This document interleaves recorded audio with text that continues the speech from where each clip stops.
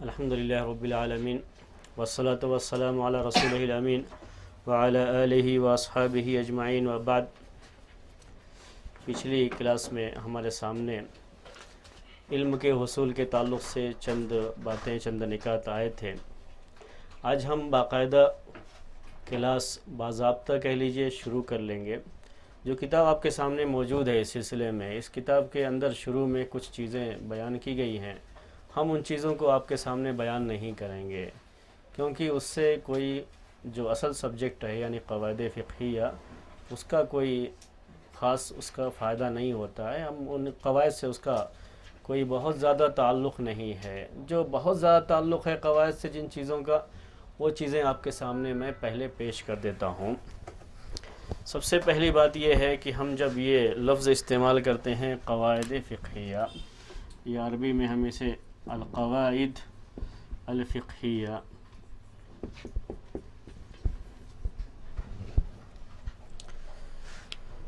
تو عربی زبان کے لحاظ سے پورے لفظ کی میننگ کیا ہوتی ہے، اسی کو ہم پہلے جان لیں گے تاکہ آگے ہم کو آسانی ہو کہ اس میں کس طرح کی باتیں بیان کی جانے والی ہیں۔ اور اس سے متعلق جو شریعت کے اندر یا اور بھی شرعی اصولوں میں جو چیزیں بیان کی جاتی ہیں، ان کا اس سے کیا تعلق ہے وہ بھی آپ کے سامنے واضح کر دیں گے، اور پھر اصل جو قواعد ہیں اس کو آپ کے سامنے پیش کرنا شروع کر دیں گے۔ القواعد الفقہیہ جیسا کہ آپ دیکھ رہے ہیں، اس کے اندر دو لفظ ہیں، دو ورڈ ہیں، ایک جو ہے قواعد ہے اور دوسرا فقہ۔ دو لفظ اس میں استعمال کیے گئے ہیں۔ پہلا قواعد ہے، اس کا سنگولر ہوتا ہے قاعدہ۔ اردو میں ہم یہ لفظ بہت زیادہ استعمال کرتے رہتے ہیں، القاعدۃ، القاعدۃ، اور آج کے زمانے میں تو یہ لفظ اتنا زیادہ دنیا کے اندر مشہور ہو گیا ہے کہ ہر کوئی جانتا ہے اس کو۔ القاعدۃ، اسی کی یہ جمع ہے القواعد۔ اس کی میننگ کیا ہوتی ہے؟ قاعدہ اصل میں عربی زبان کے لحاظ سے اس کو عربی میں کہتے ہیں الاساس، وما يرتكز عليه غيره، الاساس وما يرتكز عليه غيره۔ اساس کسے کہتے ہیں؟ ہم اردو میں اسے کیا کہتے ہیں؟ آپ جو دیکھتے ہیں عمارت جو بنتی رہتی ہے، عمارت کے نیچے جو عمارت کی بنیاد ڈالی جاتی ہے جس کو ہم فاؤنڈیشن کہتے ہیں، اسی کو عربی میں کیا کہا جاتا ہے؟ الاساس کہتے ہیں۔ اساس البیت، اساس البیت یعنی گھر کی بنیاد، گھر کا فاؤنڈیشن، اسی کو عربی میں کیا کہتے ہیں؟ قاعدہ بھی کہتے ہیں، الاساس بھی کہتے ہیں، یعنی گھر کی بنیاد۔ تو عربی زبان کے لحاظ سے کوئی بھی چیز اگر اس پر کوئی دوسری چیز بنی ہوئی ہوتی ہے تو اس کو قاعدہ کہتے ہیں۔ جیسے ابھی آپ کے سامنے یہ میز پڑی ہوئی ہے، یہ کرسی پڑی ہوئی ہے، کرسی کے جو یہ پائے ہیں ان کو عربی میں کیا کہا جائے گا؟ قاعدہ کہا جائے گا۔ اس کو عربی میں کیا کہتے ہیں؟ قاعدہ۔ تو یہ کوئی گھر کی جو فاؤنڈیشن ہے اسی کے ساتھ خاص نہیں ہے، ہر وہ چیز جس پر دوسری چیز بنی ہوئی ہو، اسی پر دوسری چیز ٹیک لگائے ہوئے ہو، تو اس کو عربی میں کہتے ہیں القاعدہ۔ اسی کی یہ جمع پلورل اس کا ہے القواعد، القواعد، القاعدہ، القواعد۔ تو یہ قاعدے کی بات ہے۔ بات سمجھ میں میرے خیال میں آپ کو آئی ہوگی، قاعدہ کسے کہتے ہیں؟ کسی بھی چیز کے لیے جو فاؤنڈیشن ہوتا ہے اسی کو کہا جاتا ہے عربی زبان میں قاعدہ، اس کی جمع قواعد، ٹھیک ہے۔ ایک اور لفظ استعمال کرتے ہیں وہ ہے الاصول۔ چونکہ اس لفظ کا یہاں خاص تعلق ہے، اسی لیے وہ لفظ بھی آپ کے سامنے عربی زبان کے لحاظ سے واضح کرنا ضروری ہے۔ الاصول یہ بھی پلورل ہے، اس کا سنگولر ہوتا ہے الاصل۔ اصل بھی کہتے ہیں کسی چیز کی جڑ کو، کسی چیز کی جڑ کو، بنیاد کو۔ اگر گھر ہے تو اس کی جڑ، اس کی بنیاد ہوتی ہے، اس کا فاؤنڈیشن ہوتا ہے، تو اس کو اصل بھی کہتے ہیں۔ اگر درخت ہے تو اس کی جڑ ہوتی ہے جو زمین کے اندر ہوتی ہے اس کو اصل کہتے ہیں۔ جو درخت پورا اس کے اوپر جتنی بھی اس کی برانچز ہیں، جو بھی شاخیں اس کی ہوتی ہیں، سب کس کے اوپر ہوتی ہیں؟ اس کی جڑ کے اوپر ہوتی ہیں، تو اس کو اصل بھی کہتے ہیں۔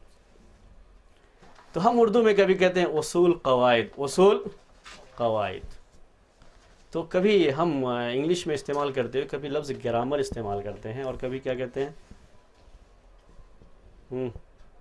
ہندوستان کے جو قوانین ہیں ان کو کیا کہتے ہیں انگلش میں؟ ہاں، کانسٹیٹیوشن، ہاں، یہ لفظ بھی استعمال کرتے ہیں، اور کبھی کیا استعمال کرتے ہیں؟ گرامر استعمال کرتے ہیں۔ ہم کہتے ہیں انگلش کا یہ گرامر ہے، عربک کا یہ گرامر ہے، نحو صرف۔ یہ گرامر بھی اصول ہوتے ہیں، اور جو یہ ضوابط ہیں، قواعد ہیں کسی بھی ملک کے، ان کے لیے الگ لفظ استعمال کرتے ہیں۔ ویسے ہی عربی زبان میں اصول کا لفظ استعمال کرتے ہیں اور قواعد کا لفظ استعمال کرتے ہیں۔ اصول اور قواعد میں تھوڑا سا فرق کرتے ہیں فقہ کے اندر، اس کو ابھی میں آپ کے سامنے بیان کروں گا۔ تو لفظ اصول بھی اسی سے جڑا ہوا ہے، دونوں کہیں کہیں ایک ہی معنی میں استعمال کر لیتے ہیں، اور کہیں دونوں میں کیا کر دیا جاتا ہے؟ فرق کر دیا جاتا ہے۔ تو تھوڑا سا ہم اس کو سمجھ کر کے رکھیں گے۔ دوسرا لفظ کیا استعمال کیا گیا ہے؟ الفقہ، فقہیہ، یہ فقہ، چونکہ یہ ایڈجیکٹیو ہے القواعد کے لحاظ سے، اسی کے لحاظ سے یہاں پر الفقہیہ کہا گیا ہے، ورنہ عربی میں اصل لفظ کیا ہوتا ہے؟ الفقہ، الفقہ۔ اردو میں ہم کیا کہتے ہیں الفقہ کو؟ اردو میں استعمال کرتے رہتے ہیں، اس لیے پوچھ رہا ہوں آپ سے۔ فہم، سمجھ، فہم، سمجھ، کسی بھی چیز کی جانکاری، کسی بھی چیز کی جانکاری، اس کا علم، یہ سب کیا کہلاتا ہے؟ فقہ۔ بڑی مشہور حدیث ہم بار بار پڑھتے رہتے ہیں، من یرد اللہ بہ خیرا یفقہہ فی الدین، اللہ جس کے ساتھ خیر کا معاملہ کرنا چاہتا ہے اس کو دین کی فقہ، یعنی دین کی سمجھ اس کو عطا کرتا ہے اللہ تعالیٰ۔ یہ اس طریقے سے کیا ہو جاتا ہے؟ دین کی سمجھ، یہ فقہ کہلاتا ہے۔ ٹھیک ہے، یہ جو قواعد فقہیہ کہا جا رہا ہے، کوئی بھی چیز ہو اس کو ہم فقہ کہیں گے، سمجھ کہیں گے۔ ہندوستان کے قوانین کو کوئی آدمی پڑھ کے سمجھتا ہے تو یہ بھی کیا ہے؟ ایک یہ بھی فقہ ہے۔ جو اس وقت دنیا کے اندر تجارت کے اصول ہیں، کامرس، اگر کوئی شخص اس کو بھی پڑھتا ہے، سمجھتا ہے، تو بھی کیا ہے؟ فقہ ہے۔ لیکن یہاں جو فقہ کا لفظ استعمال کیا گیا ہے قرآن کے اندر یا حدیث کے اندر، تو وہ کس معنی کے لیے خاص طریقے سے استعمال کرتے ہیں، یعنی یوں سمجھ لیجیے ایک ٹیکنیکل ورڈ ہو گیا ہے، تو اس کے لحاظ سے اس لفظ کی میننگ کیا ہوتی ہے؟ کہتے ہیں اس کو ہم اردو میں کہ شرعی مسائل کو جاننا۔ فقہ کسے کہتے ہیں؟ شرعی مسائل کو جاننا، اس کے تفصیلی دلائل کے ساتھ، تفصیلی دلائل کے ساتھ شرعی مسائل کو جاننا۔ میں آپ کو مثال سے وہ بات بتا رہا ہوں، جیسے ہم یہ کہتے ہیں کہ نماز پڑھنا فرض ہے، شریعت کا ایک مسئلہ کیا ہے؟ نماز پڑھنا فرض ہے، اس کی دلیل کیا ہے؟ جی، دلیل کیا ہے اس کی؟ قرآن پڑھنا فرض ہے۔ ہم نے یہ جانا مسئلہ، ساتھ میں یہ بھی کہ اس کی دلیل کیا ہے، یعنی ہر مسئلے کی اپنی دلیل کیا ہے، اس دلیل کے ساتھ اس کو جاننا کیا کہلاتا ہے؟ فقہ کہلاتا ہے۔ تو اس کی دلیل کیا ہے؟ نماز پڑھنا فرض ہے، روزہ رکھنا فرض ہے، دلیل کیا ہے اس کی؟ اقیموا الصلاۃ وآتوا الزکاۃ، نماز کے فرض ہونے کی دلیل ہے۔ یا ایھا الذین آمنوا کتب علیکم الصیام کما کتب علی الذین من قبلکم، روزے کے فرض ہونے کی دلیل ہے۔ تو ہمیں مسئلہ بھی معلوم ہونا چاہیے، اور مسئلہ معلوم ہونے کے ساتھ اس کی دلیل بھی معلوم ہو، تو اس کو کیا کہتے ہیں؟ فقہ کہتے ہیں۔ یہ جب یہ ایک ٹیکنیکل ورڈ کے طور پر اس کو استعمال کرتے ہیں تو یہ اس کا معنی ہوتا ہے القواعد الفقہیہ۔ اب دونوں کو ہم ملا کر کے لیتے ہیں، دونوں کو ملا کر کے لیتے ہیں۔ دونوں کو ملانے کے بعد معنی کیا ہوگا؟ ایسے فاؤنڈیشن یا ایسے قواعد جن کے ذریعے سے دین کے احکام کا دلیل کے ساتھ علم ہو سکے، جانکاری حاصل ہو سکے، کیا کہیں گے اس کو؟ القواعد الفقہیہ۔ ٹھیک ہے، ہم یہاں شریعت کے اصولوں میں القواعد الفقہیہ ایک لفظ استعمال کرتے ہیں اور دوسرا استعمال کرتے ہیں اصول الفقہ. یہ لفظ بھی بار بار آپ سنتے ہوں گے. کیا کہتے ہیں؟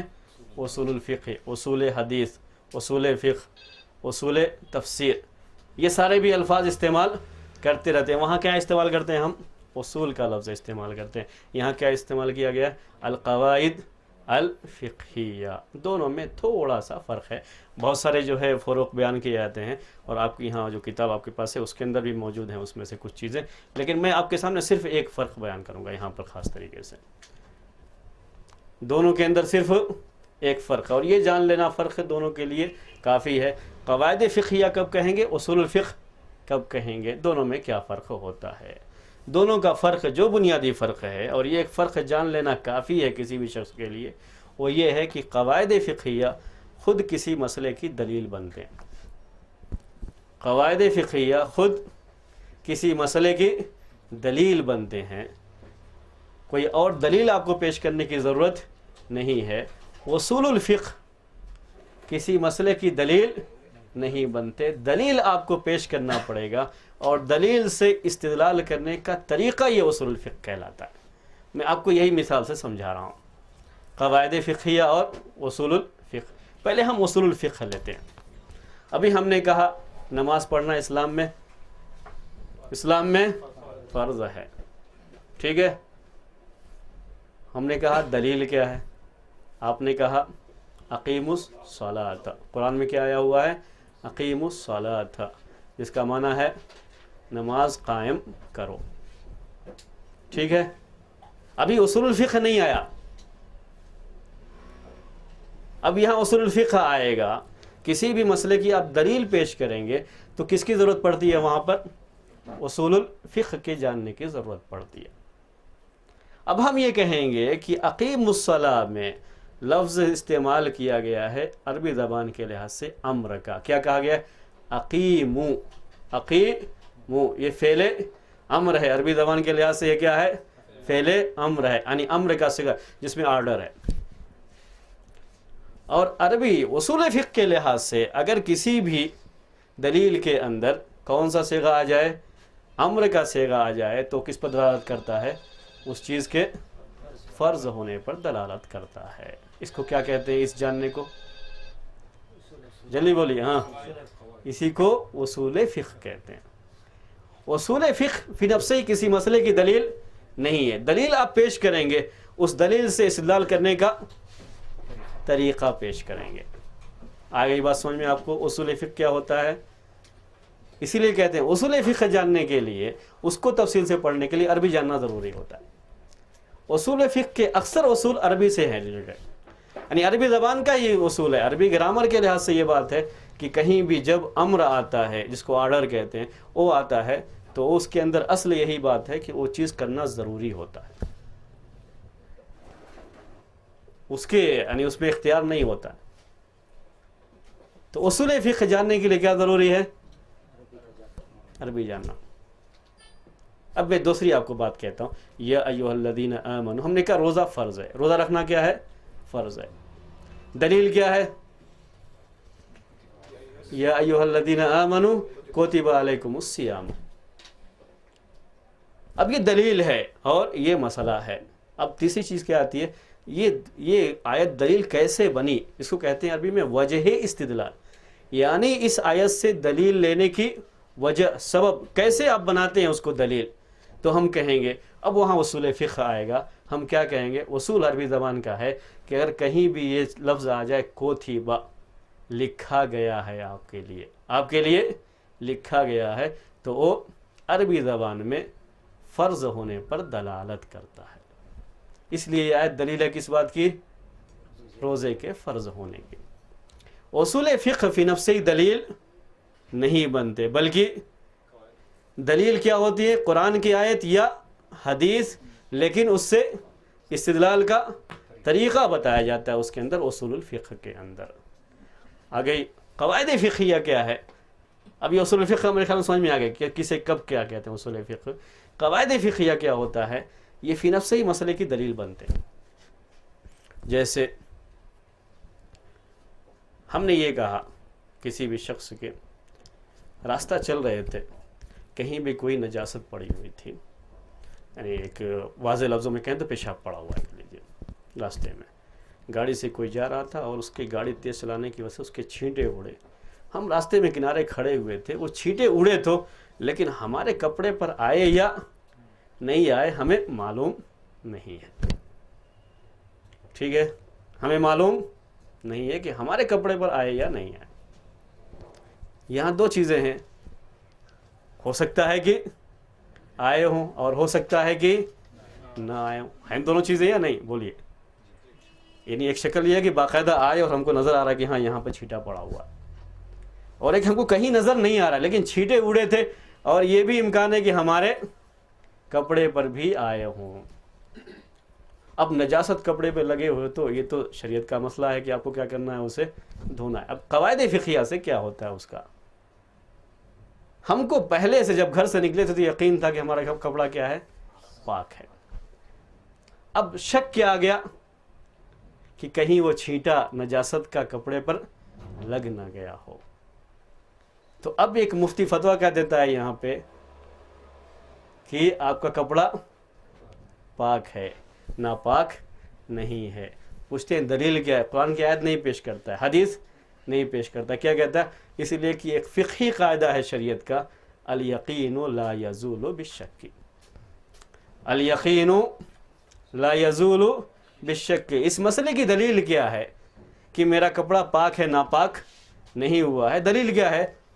یہی فقہی قاعدہ ہے، الیقین لا یزول، بولیے لا یزول بالشک، یقین شک سے زائل نہیں ہوتا ہے۔ جو یقین تھا پہلے سے وہ یقین اگر دور ہوگا تو دوسرے یقین کے ساتھ، اگر مجھے نظر آ رہا ہے کہ یہاں پہ نجاست لگ گئی ہے تو ہاں اب یہ دورنا ضروری ہے، وہ یقین اس یقین سے دور ہو جائے گا۔ لیکن اگر صرف شک ہے تو شک سے یقین ختم نہیں ہوگا۔ میں نے دلیل میں کیا پیش کیا؟ قرآن کی آیت نہیں، حدیث کیا پیش کیا ہے؟ صرف ایک قاعدہ، فقہی قاعدہ۔ یہ فقہی قواعد جو بنائے گئے ہیں یہ خود کتاب و سنت سے لیے گئے ہیں، وہ بعد میں آئے گی، لیکن میں آپ کو صرف ابھی کیا سمجھانا چاہ رہا ہوں کہ قواعد فقہیہ اور اصول فقہ میں کیا فرق ہے، ٹھیک ہے؟ قواعد فقہیہ خود کیا بنتے ہیں؟ دلیل بنتے ہیں، اس لیے ان قواعد کو پورے طریقے سے یاد کرنا پڑتا ہے، اور اسی کی روشنی میں کوئی مسئلہ جب پیش آتا ہے تو آپ لگاتے ہیں اندازہ کہ ہمیں کیا کرنا ہوگا، یا مسئلہ کیا بنتا ہے کیا نہیں بنتا ہے۔ میں نے ابھی آپ کو ایک شکل بتائی کہ اب وہاں سے گزر رہے تھے تو چھینٹا ہمارے کپڑے پر آ گیا، اب وہ چھینٹا ہم کو نظر آ رہا ہے، ہمارے لیے کیا ضروری ہے؟ ہم اس کو دھو دیں گے۔ ہم کو کچھ بھی، یہ چھینٹے اڑے تو ضرور تھے لیکن ہمارے اوپر آئے بول کر کے ہم کو صرف شک ہے، یقین نہیں ہے، ہم نہیں دھلیں گے، ویسے ہی جائیں گے، نماز پڑھیں گے، ہماری نماز درست ہے، ٹھیک ہے؟ ہماری نماز کیا ہے؟ درست ہے، اور کچھ بھی نہیں ہوگا۔ اس کے لیے آپ کو چاہیں گے قرآن میں کہیں دلیل مل جائے، حدیث میں دلیل مل جائے، نہیں ملے گی۔ تو بہت سے مسائل جو حل کیے جاتے ہیں کس کے ذریعے سے حل کیے جاتے ہیں؟ قواعد فقہیہ۔ اور یہ بھی یاد رکھ لیجیے، اس کو جاننے کے لیے عربی جاننا ضروری نہیں ہے، اس کو سمجھنے کے لیے عربی جاننا ضروری نہیں ہے۔ کیوں؟ صرف آپ کو ان قواعد کا مفہوم، معنی معلوم کرنا ہے کہ الیقین لا یزول بالشک جو کہتے ہیں یہ فقہا لوگ، تو اس کا معنی کیا ہوتا ہے؟ یقین شک سے دور نہیں ہوتا، وہ باقی رہتا ہے اپنی جگہ پر یقین۔ اتنی اس کی میننگ جان گئے تو آپ کے لیے کافی ہے۔ تو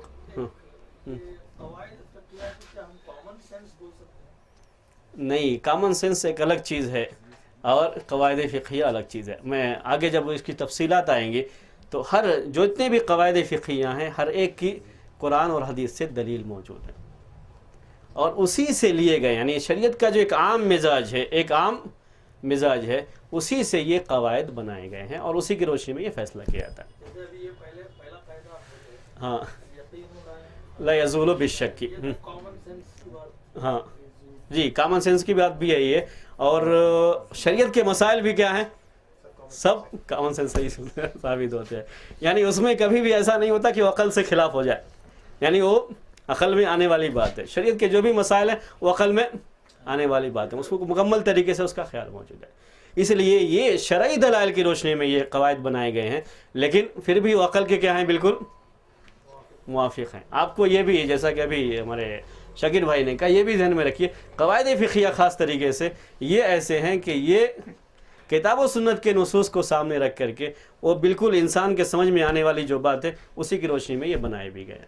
جیسے میں آپ کو ایک دوسری بات کہتا ہوں ابھی، یعنی ایک دوسرا قاعدہ جو ہے اسی کے تعلق سے، کبھی بھی آدمی جو ہے وہ بیٹھ کر کے سوچتا ہے، کہتا ہے جو ہے، اور وہ بہت سارے قواعد ایسے آئیں گے بھی آپ کے سامنے کہ وہ بالکل جو ہے عقل میں آنے والی بات، یعنی شریعت کا ایک عام مزاج کیا ہے؟ المشقۃ تجلب التیسیر، جہاں پریشانی ہو، پریشانی کیا چاہتی ہے؟ آسانی چاہتی ہے۔ یعنی یہ قواعد فقہیہ میں سے پریشانی کیا چاہتی ہے؟ آسانی چاہتی ہے۔ اب قرآن میں آپ کو بہت ساری ایسی آیتیں مل جائیں گی، ما جعل اللہ علیکم فی الدین من حرج یرید اللہ بکم اليسر ولا یرید بکم اللہ تعالیٰ آسانی چاہتا ہے، آپ کو پریشانی میں مبتلا کرنا نہیں چاہتا۔ ایسی احادیث بھی بہت ساری ہیں۔ تو انہی کو سامنے رکھ کر کے کیا کیا ان لوگوں نے؟ یہ قاعدہ بنایا۔ تو ان قواعد میں عقل کا بہت حد تک کیا ہے؟ دخل ہے۔ اسی لیے شریعت کے مسائل عقل سے الگ نہیں ہوتے۔ میں آپ کو ایک اور مثال دیتا ہوں، یعنی اسی قواعد کے تعلق سے۔ ہم بازار میں کوئی سامان خریدنے گئے، یہ قلم ہی خریدنے گئے، ہم نے اس سے جب بیع و شراء کے لیے بات چیت کی تو اس نے کہا 30 روپے میں ہے۔ ہم نے اس کو 30 روپے نیپالی دیے، انڈین نہیں دیے۔ کیا دیے؟ 30 روپے نیپالی دے دیے۔ اس کے بعد ہم اس سے یہ کہہ رہے ہیں کہ بھائی روپیے کی بات ہوئی تھی، روپیہ ہے یہ، یا پاکستانی روپیہ ہم نے دے دیا، اور ہم کیا کہہ رہے ہیں؟ بات کس کی ہوئی تھی؟ روپیے کی ہوئی تھی، اس لیے جو ہے ہم آپ کو روپیہ دے رہے ہیں، اور اسی پر جو ہے بات ہوئی ہے، آپ قلم دیجئے ہم کو۔ یہ کہنے کا حق نہیں ہوتا ہے۔ یہ بھی کہاں سے مسئلہ ہوتا ہے؟ قواعد فقہیہ سے۔ اس کو کہتے ہیں العادۃ محکمۃ، یہ المعروف عرفاً کالمشروط شرطاً، عربی میں کہتے ہیں کہ جو عرف کے لحاظ سے چیز معروف ہو وہ سمجھیے کہ وہ کیا ہے؟ شرط ہے، زبان سے کہنے کی ضرورت نہیں پڑتی ہے۔ اگرچہ کہ زبان سے نہیں کہا ہے کہ ہندوستانی روپیہ، لیکن پھر بھی کیا مانیں گے وہاں پہ؟ ہندوستانی روپیہ ہی مانیں گے۔ یہ ٹوٹل کس سے لیا گیا ہے؟ عرف کی جو باتیں ہیں سب عقل سے ہی لی گئی ہیں۔ تو یہ قواعد فقہیہ۔ اب میں پھر آتا ہوں آپ کے ساتھ پاس اسی میں، قواعد فقہیہ اور اصول الفقہ۔ قواعد فقہیہ کسے کہتے ہیں؟ جو خود اپنے آپ میں دلیل ہیں، وہاں آپ کو قرآن کی کوئی آیت یا حدیث پیش کرنے کی ضرورت نہیں ہے دلیل کے لیے۔ آپ کیا کریں گے؟ اسی قاعدے کو پیش کر دیں گے کہ یہی دلیل ہے اس مسئلے کی، ٹھیک ہے؟ لیکن اصول فقہ میں کیا کرنا پڑتا ہے؟ آپ کو دلیل پیش کر کے پھر یہ اصول کو سامنے لانا پڑے گا۔ یعنی کبھی آپ صرف یہ کہہ دیں کہ امر وجوب کے لیے ہوتا ہے، یہ نماز فرض ہونے کی دلیل ہے، نہیں، بلکہ آپ کو وہ آیت بھی پتہ نہیں پڑے گی جس میں یہ امر کا صیغہ آیا ہوا ہے، تب جا کر کے وہ دلیل مکمل ہوگی، ٹھیک ہے؟ تو یہی اصل بنیادی فرق ہے دونوں میں۔ اسی سے آپ کو اندازہ ہو رہا ہوگا کہ قواعد فقہیہ کی اصول فقہ سے بھی کہیں زیادہ ضرورت پڑتی ہے۔ اصول فقہ سے زیادہ ضرورت کس کی پڑتی ہے؟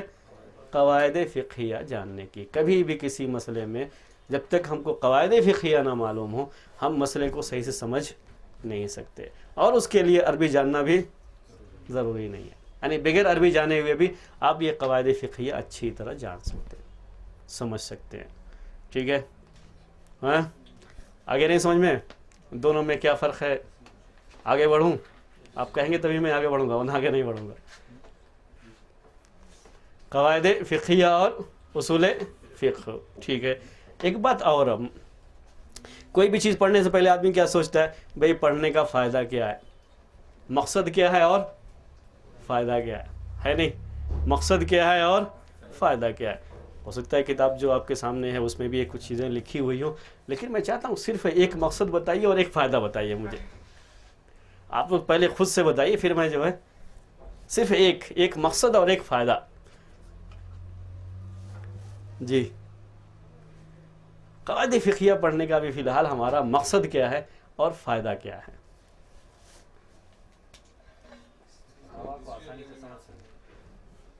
یہ مقصد یا فائدہ؟ مقصد ہے۔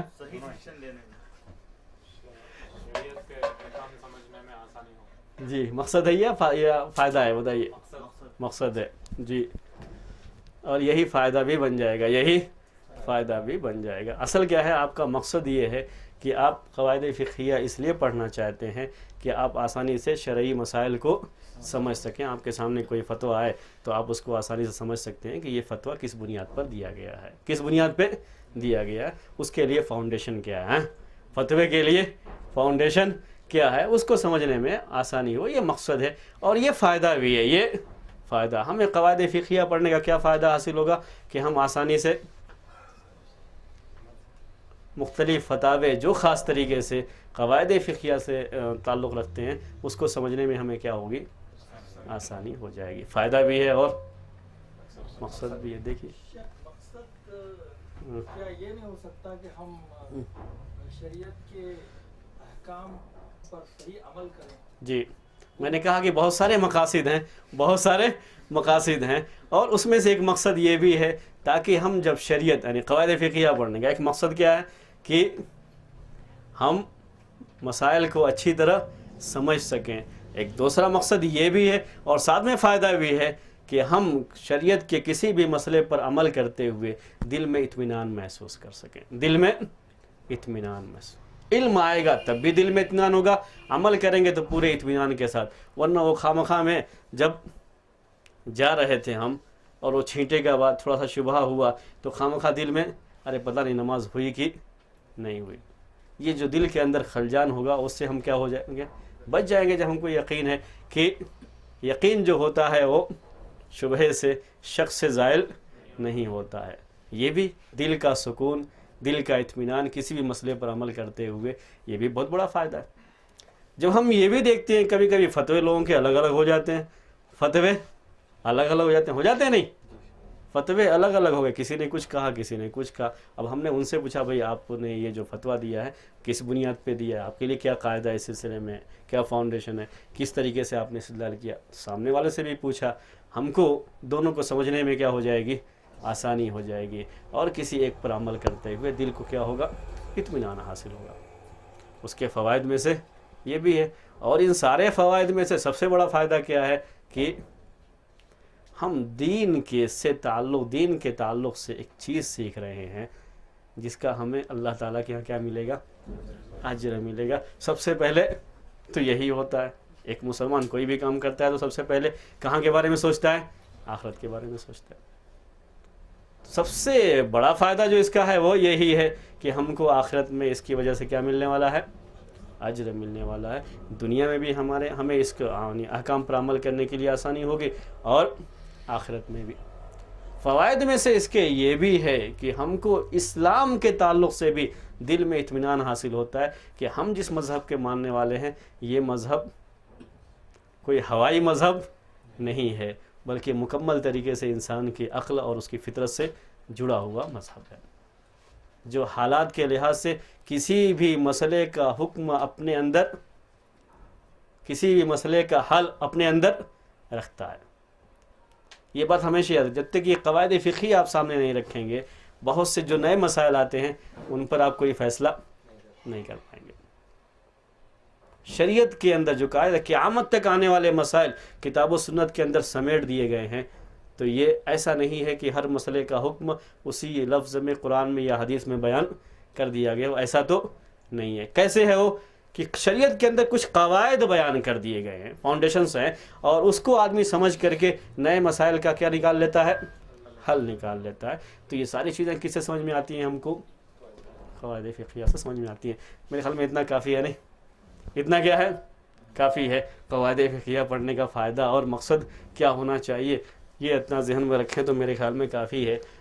5 بڑے بڑے قواعد ہیں اور ان کے ضمن میں اور بھی بہت سارے قواعد ہیں. آپ کی کتاب میں بھی یہ 5 قواعد وہ لکھے ہوئے ہیں. میں آپ کو یہ قواعد عربی میں لکھ دیتا ہوں. ویسے وہاں وہی عربی کی عبارت کس میں لکھی ہوئی ہے، انگلش میں لکھی ہوئی ہے. اگر آپ پڑھتے ہیں تو میں آپ کو صفحہ نمبر دکھا سکتا ہوں کہ کہاں لکھا ہے. یہ وہیں پہ یہ 5 گریٹ فاؤنڈیشنز.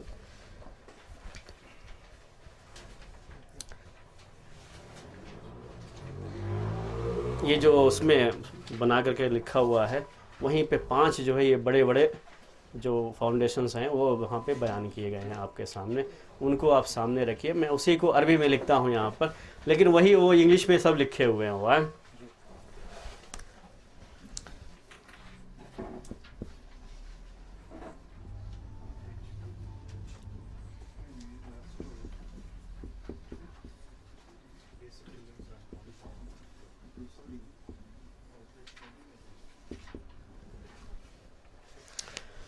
یہ 5 بڑے بڑے قواعد ہیں، یہ 5 بڑے بڑے قواعد ہیں، اور اسی سے جڑے ہوئے ہیں بہت سارے قواعد جو آپ کو آتے رہیں گے ہر قاعدے کی تفصیل میں.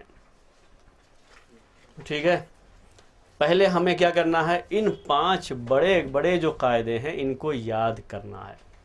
یاد رکھیے گا، میں نے اس کو بورڈ پر ایسے ہی لکھا ہے، نہیں اپنے ذہن سے. ہاں، اس کے آئندہ ہفتے آئیں گے تو آپ کو بھی ایسے ہی لکھنا ہوگا، یہ سوچ کر کے اچھی طرح سے اس کو ابھی سے ذہن میں رکھیے. کیا ہیں یہ 5؟ الامور بمقاصدها. پہلا کیا ہے؟ الامور بمقاصدها. الامور بمقاصدها.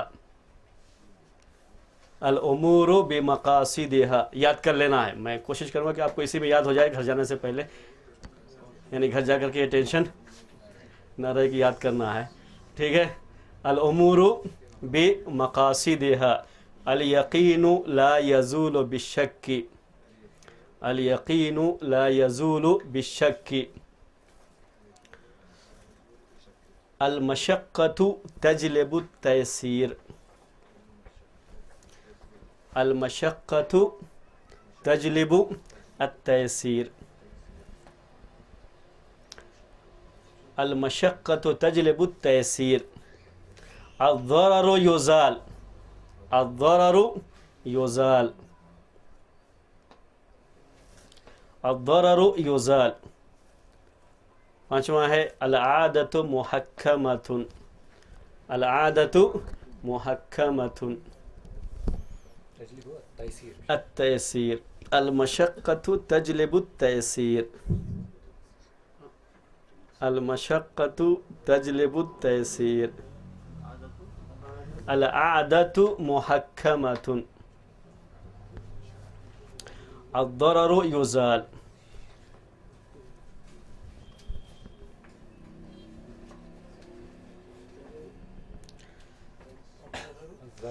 الضرر یزال. یزال اصل میں رک کر کے ہم یزال ایسے پڑھتے ہیں. الضرر یزال. ہر ایک کی الگ الگ شرح آپ کے سامنے آئے گی، لیکن پہلے ضروری ہے کہ آپ کو یاد کرنا ہے. اسے آپ کو کیا کرنا ہے؟ یاد کرنا ہے. یہ 5 بڑے قواعد ہیں. میں نے آپ سے کہا کہ یہ قواعد دلیل بنتے ہیں. قواعد کیا بنتے ہیں؟ دلیل بنتے ہیں. اس لیے ضروری ہے کہ آپ کو یہ یاد رہیں. الامور بمقاصدها. الیقین لا یزول بالشک. المشقۃ تجلب التیسیر. الضرر یزال. العادۃ محکمۃ.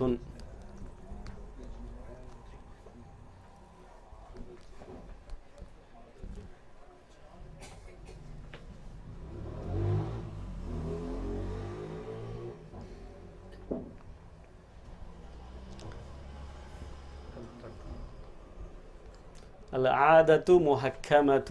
ٹھیک ہے، یہ 5 بڑے بڑے قواعد ہیں. پہلے ہم کو انہیں کو یاد رکھنا ہے. الامور بمقاصدها. الیقین لا یزول بالشک. المشقۃ تجلب التیسیر. الضرر یزال. العادۃ محکمۃ. ترتیب کوئی ضروری نہیں ہے، اس ترتیب کی کوئی اہمیت نہیں ہے. آپ جسے چاہیں پہلے کر لیں، جس کے چاہیں بعد میں کر لیں. یہ ترتیب وضو کی ترتیب نہیں ہے. ہاں، کوئی فرق نہیں پڑتا. حج کرنے میں جو 10ویں ذی الحجہ کو 4 کام کرنے ہوتے ہیں، کچھ پہلے کر لو بعد میں کر لو، کوئی فرق نہیں پڑتا. ویسے یہ بھی ہے، کوئی بھی آپ پہلے کر لیجئے بعد میں کر لیجئے، کوئی مسئلہ نہیں ہے. لیکن 5 یاد رہنا چاہیے.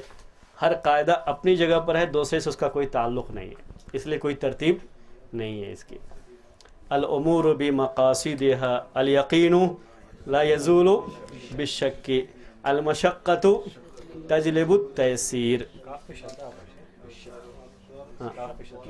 بالشک المشقۃ تجلب التیسیر الضرر یزال العادۃ محکمۃ.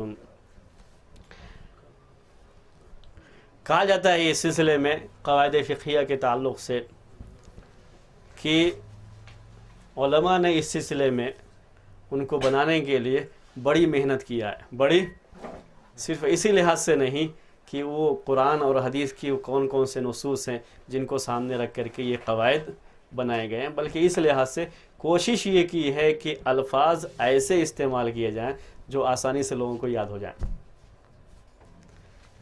آسانی سے یاد ہو جائیں. یہ بڑی کوشش کی ہے اس میں. جو بھی عربی زبان سے جن کا بھی تعلق ہے وہ سمجھتے ہوں گے کہ جو الفاظ استعمال کیے گئے ہیں اس میں بڑی حد تک خیال کیا گیا ہے کہ کم سے کم الفاظ ہوں اور پورے معنی اس کے اندر آ جائیں تاکہ لوگوں کو یاد کرنے میں آسانی ہو. جیسے شعر کو یاد کرنا آسان ہوتا ہے ویسے ہی یہ قواعد بھی یاد کرنا کیا ہے، بہت آسان ایسے بنایا گیا انہوں نے. الامور بمقاصدها الیقین لا یزول بالشک المشقۃ تجلب التیسیر الضرر یزال العادۃ محکمۃ. ٹھیک ہے؟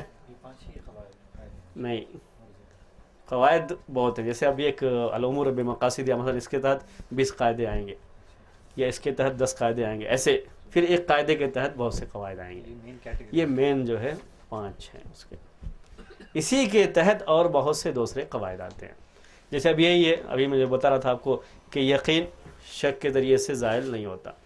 اب ایک چیز یہ بھی ہوگی کہ اگر دوسرا یقین آ جائے تو کیا ہو جائے گا، وہ ختم ہو جائے گا، تو وہ بھی اس کے اندر ہے. الاصل بقاء ما کان علی ما کان، یعنی اسی کے ضمن میں یہ قاعدہ بھی آتا ہے. المشقۃ تجلب التیسیر الضرورۃ تقدر بقدرها الضرورات تبیح المحظورات. تو اسی ایک قاعدے کے تحت بہت سارے قواعد آپ کے سامنے آئیں گے. ٹھیک ہے؟ کبھی الضرر یزال کو کہتے ہیں لا ضرر ولا ضرار. دوسرے الفاظ میں کیا کہتے ہیں؟ لا ضرر ولا ضرار. یہ باتیں ہم اس وقت بیان کریں گے جب آپ کے سامنے یہ تفصیل بیان کریں گے کہ یہ قواعد کہاں سے لیے گئے ہیں اور شرعی نصوص میں کہاں تک اس کی گنجائش تھی، اس کے تحت کون کون سے قواعد آتے ہیں.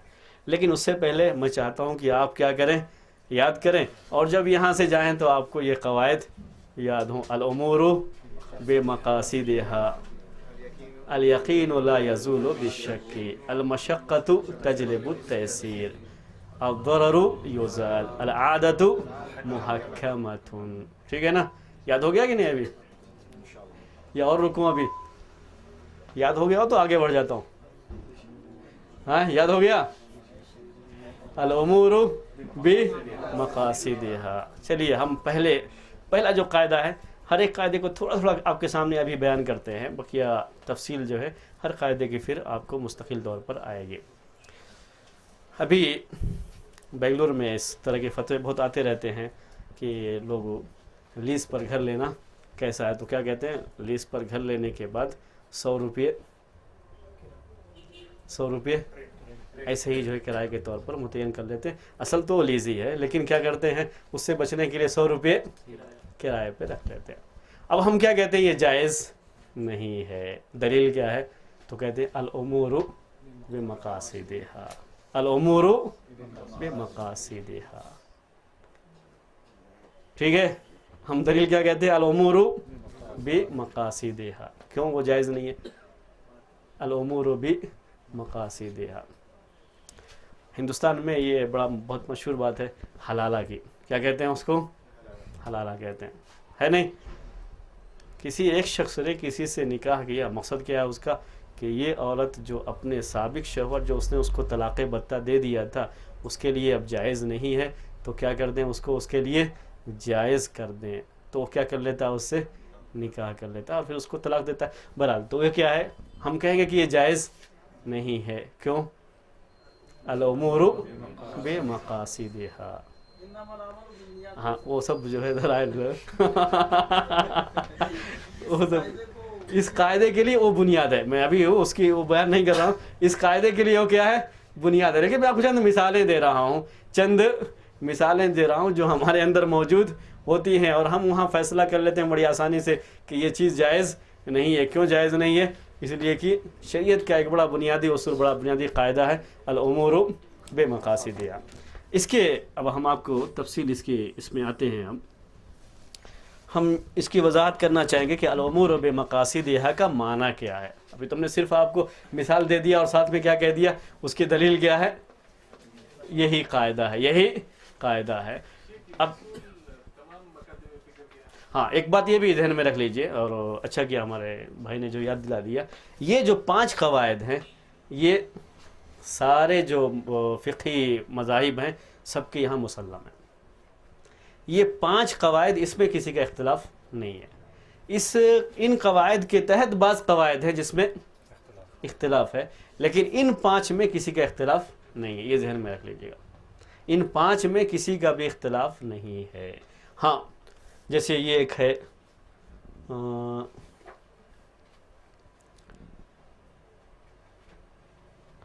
اس میں بعض لوگوں کا اختلاف ہوتا ہے. الیقین لا یزول بالشک، الیقین لا یزول بالشک. اس کے تحت جو قواعد آتے ہیں اس میں سے ایک قاعدہ یہ بھی آتا ہے الاصل فی الاشیاء الاباحہ. الاصل فی الاشیاء الاباحہ، یعنی چیزوں میں اصل شریعت کی کیا ہے کہ وہ جائز ہے جب تک کوئی حرمت کی دلیل نہ آ جائے. تو یقین ہے ان کے مباح ہونے کا. اب حرمت کے لیے کیا چاہیے؟ دلیل. صرف شک کی بنیاد پر وہ چیز ناجائز نہیں ہو جائے گی. ایک اصول یہ بھی ہے، یعنی اسی کے تحت وہ قاعدہ آتا ہے. اس کے اندر یہ اختلاف ہے. بعض شوافع کہتے ہیں کہ نہیں، اصل اشیاء میں کیا ہے؟ حرمت ہے، اصل حلت نہیں ہے. تو بعض قواعد آئیں گے اس کے اندر اختلاف جہاں ہوگا میں بیان کر دوں گا آپ کو، مطمئن رہیے. لیکن ان 5 میں کوئی اختلاف نہیں ہے. یہ سارے مذاہب کے یہاں متفق علیہ 5 قاعدے ہیں. الامور بمقاصدہا. پہلا یہ، ہم اس کی تھوڑی سی آپ کے سامنے وضاحت کر رہے ہیں. امر، یہ الامور جو استعمال کیا گیا ہے اس کا سنگولر ہے الامر. بمقاصدہا، یہ بھی مقاصد کا سنگولر ہے. مقصد اصل میں ہوتا ہے لیکن پڑھتے ہیں اس کو مقصد. زیادہ تر اردو میں کیا کہتے ہیں؟ مقصد کہتے ہیں. عربی کے لحاظ سے اسے ہونا چاہیے مقصد، مفعول کے وزن پر. ہاں تو دونوں کی ہم وضاحت، پہلے اس قاعدے کی وضاحت کرنا چاہتے ہیں کہ اردو میں اس کی میننگ کیا ہوتی ہے. الامور بمقاصدہا، تو امور یہ امر کی جمع ہے. سنگولر اس کا امر، اس کا پلورل کیا ہے؟ امور ہے. اب بتائیے آپ امر کسے کہتے ہیں؟ اب یہ لفظ بار بار آتا رہا نہیں جی. اس کی ایک میننگ وہ امر کی کب ہوتی ہے؟ جب وہ ایک ورب کے طور پر استعمال ہو تو اس کے اندر آرڈر کا معنی ہوتا ہے. لیکن امر جب ایسے ہی ایک ناؤن کے طور پر عربی میں استعمال کریں، اور یہاں پر ایز اے ناؤن ہی استعمال ہوا ہے الامور، کیونکہ عربی میں ال آ گیا تو سمجھو کہ وہ کیا ہے؟ ناؤن ہے، ورب نہیں ہو سکتا ہے. ٹھیک ہے، تو یہ کیسے استعمال ہوا ہے یہاں پر؟ As a noun. اس کے معنی کیا ہوتے ہیں؟ امر. اس کا امر یہ ہے، ہاں کسی بھی کام کو، کسی بھی حالت کو کیا کہتے ہیں؟ امر کہتے ہیں.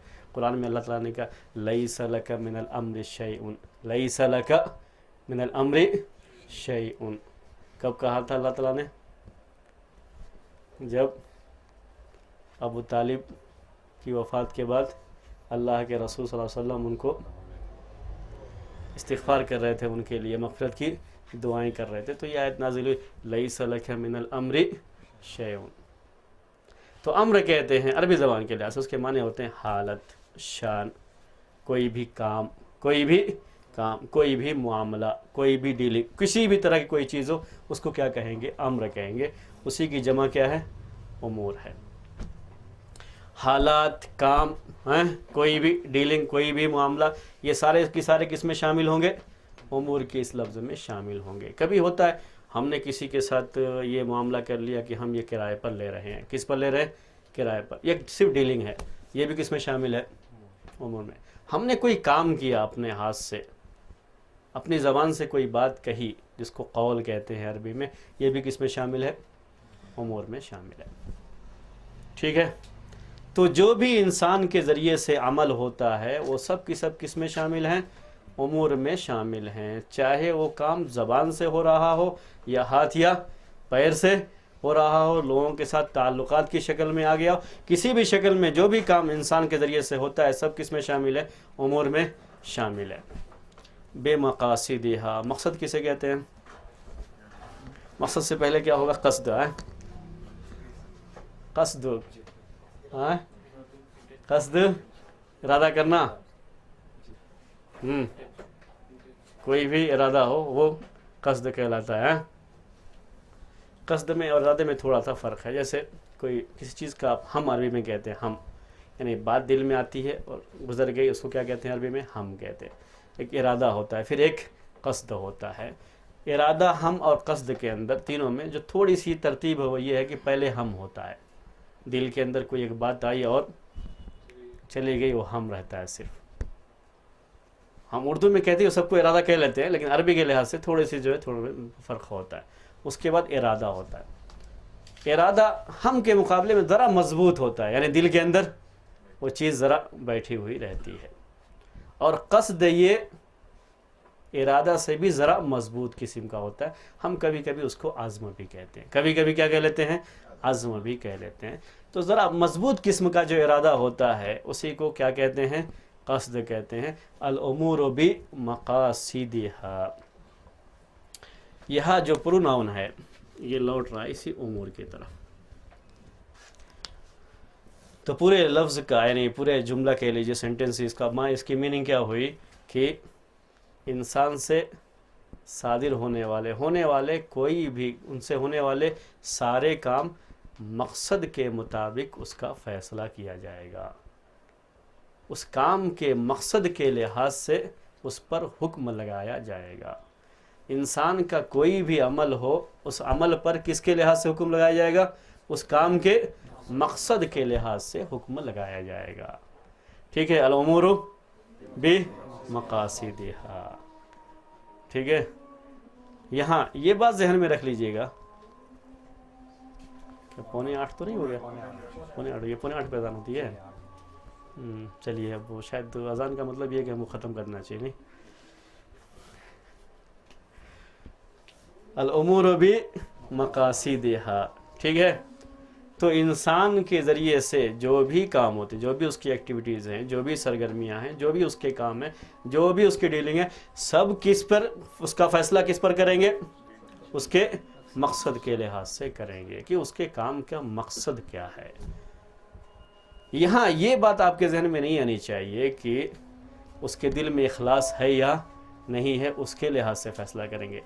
کسی بھی عمل کو تولنے کے لیے یہ بھی ایک میزان ہے، ایک ترازو ہے، لیکن یہ میزان اللہ تعالیٰ کے لیے خاص ہے. اس کا فیصلہ ہم نہیں کر سکتے. ہمارا اس قاعدے کا مقصد وہ نہیں ہے، اخلاص نہیں ہے. یہ ذہن میں رکھ لیجئے گا. اس قاعدے کا مقصد اخلاص نہیں کہ دل میں کام کرنے کے لیے اخلاص تھا یا نہیں تھا، بلکہ یہ تو وہ مقصد ہے جو اس کا ہمارے سامنے ظاہر ہونے والا ہے. اور جو مقصد جس کو صرف اللہ جانتا ہے اس کے بارے میں ہم دنیا میں کوئی فیصلہ نہیں کر سکتے. ہم کو چونکہ یہاں فیصلہ کرنا ہے تو ہم کون سا مقصد لے رہے ہیں؟ جو مقصد ہمارے سامنے ہے اس کا، اور اسی کے مطابق ہم فیصلہ کریں گے. بہرحال یہ پہلا قاعدہ، اس کی ڈیٹیل انشاءاللہ آئندہ درس میں آپ کے سامنے آئے گی. میں بات کو یہیں پہ ختم کرتا ہوں. سبحانک اللہم و بحمدک، اشہد ان لا الہ الا انت، استغفرک و اتوب الیک.